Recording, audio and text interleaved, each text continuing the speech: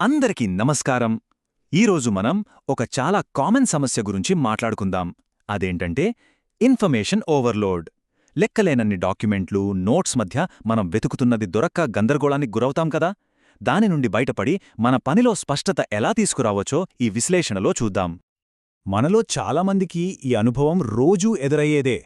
ఒక ప్రాజెక్ట్ మీద పని చేస్తుంటే పదుల సంఖ్యలో గూగుల్ డాక్స్ ఓపెన్ చేసి ఉంటాయి, బ్రౌజర్లో బోలెడు ట్యాబ్స్ ఉంటాయి. సమాచారమంతా అక్కడక్కడా చెల్లాచెదురుగా ఉంటుంది. ఏదైనా ఒక చిన్న విషయం వెతకాలన్నా ట్యాబ్ల మధ్య మారుతూ, స్క్రోల్ చేస్తూ వెతుకుతూ ఉంటే సమయం, శక్తి రెండూ వృధా అవుతాయి. ఇది నిజంగా చాలా మానసిక ఒత్తిడిని కలిగిస్తుంది. సరే, ఒక్కసారి ఇలా ఊహించుకోండి. ఒక ఆర్టిఫిషియల్ ఇంటెలిజెన్స్ ఉంది, కాని అది ఇంటర్నెట్లో ఉన్న అనంతమైన సమాచారం నుంచి కాకుండా కేవలం అచ్చంగా మనం దానికిచ్చిన సమాచారం మీద మాత్రమే ఒక ఎక్స్పర్ట్లాగా పనిచేస్తే ఎలా ఉంటుంది? ఈ ఆలోచనే కొంచెం కొత్తగా ఉంది కదూ.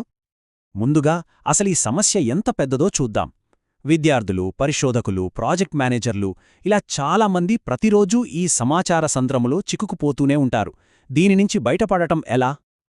చూడండి, ఆండ్రాయిడ్ పోలీస్కి చెందిన పార్థ్ షా ఏమంటున్నారో. ట్యాబ్స్ మధ్య తిరగడం, స్క్రోల్ చేయడం, చదివింది గుర్తుపెట్టుకోవడానికి ప్రయత్నించడం, ఇదంతా ఎంత టైం వేస్ట్, ఎంత మానసిక శ్రమో వివరిస్తున్నారు. ఈ మాటలు మనలో చాలామంది ఫీలింగ్స్ని చెప్తున్నాయి కదూ. అయితే ఈ సమస్యకు ఒక అద్భుతమైన పరిష్కారం ఉంది. అదే నోట్బుక్ ఎలామ్. మన సమాచార గందరగోళానికి ఇదే సమాధానం. దాని గురించి వివరంగా తెలుసుకుందాం. సింపుల్గా చెప్పాలంటే నోట్బుక్ ఎల్ఎం అనేది ఒక ఏఐ రీసెర్చ్ అసిస్టెంట్.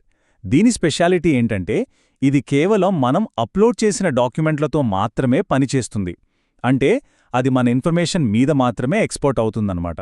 బయటి ప్రపంచం గురించి దానికి తెలీదు. సరే, మరి మామూలు ఏఐకి, నోట్బుక్ ఎల్ఎంకి తేడా ఏంటి?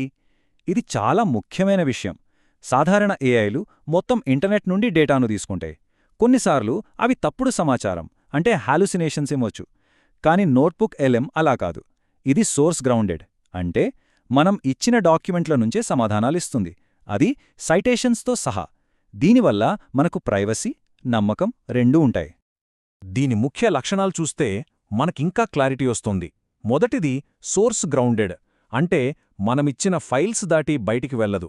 రెండవది సైటేషన్ ఆధారితం, ప్రతి జవాబుకి అది ఎక్కడ నుండి తీసుకుందో చూపిస్తుంది. మూడవది ప్రైవసీ, మన డేటాని వాళ్ళ ఏఐ మోడల్స్ ట్రైనింగ్కి వాడరు. ఇక ఆఖరిగా ఇది పీడిఎఫ్లు, గూగుల్ డాక్స్, వెబ్ లింక్స్, చివరికి యూట్యూబ్ వీడియోలను కూడా సపోర్ట్ చేస్తోంది. ఓకే, థియరీ అంతా బాగుంది. మరి ప్రాక్టికల్గా ఇది ఎలా పనిచేస్తుంది?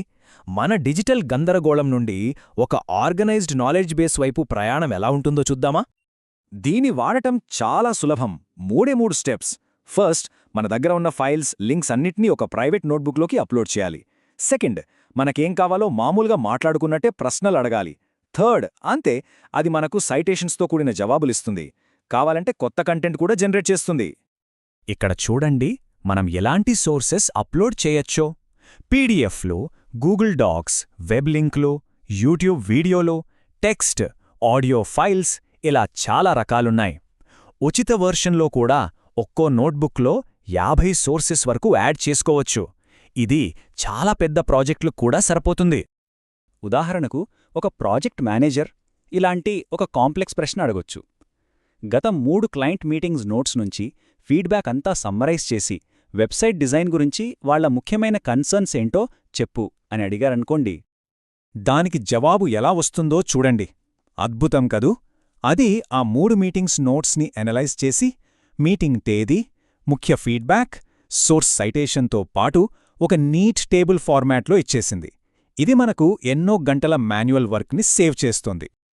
ఇది కేవలం సమ్మరీలు ఇవ్వడమే కాదు, ఒక్క క్లిక్తో మన ఐడియాలను మైండ్ మ్యాప్గా మార్చగలదు, ఈవెంట్స్ని టైమ్ లైన్లాగా ఆర్గనైజ్ చేయగలదు, స్టడీ గైడ్స్ తయారు చేయగలదు, మొత్తం సోర్సెస్కి ఒక బ్రీఫింగ్ డాక్యుమెంట్ ఇవ్వగలదు, చివరికి మన నోట్స్ని ఒక పాడ్కాస్ట్ లాగా కూడా మార్చేస్తుంది.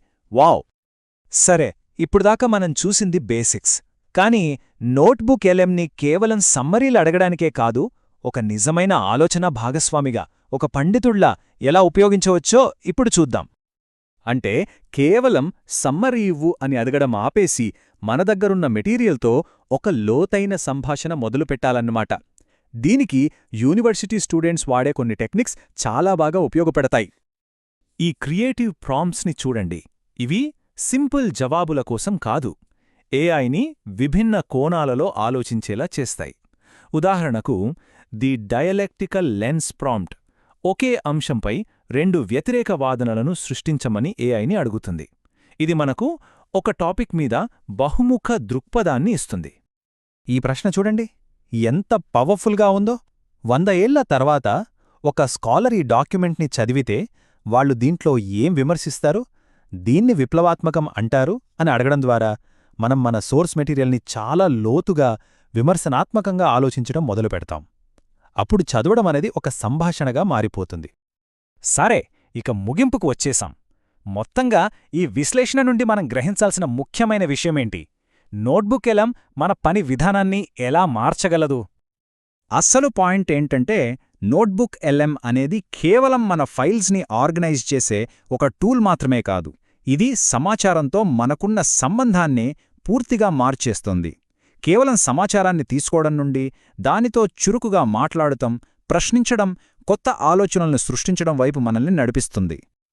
మన దగ్గర ఉన్న జ్ఞానం అంతా ఇప్పుడు మాట్లాడటానికి సిద్ధంగా ఉంది. మరి మనం దానితో ఎలా సంభాషించబోతున్నాం, ఎలాంటి కొత్త అంతర్దృష్టులను కనుగొనబోతున్నాం అనే ఆలోచనతో ఈ విశ్లేషణను ముగిద్దాం.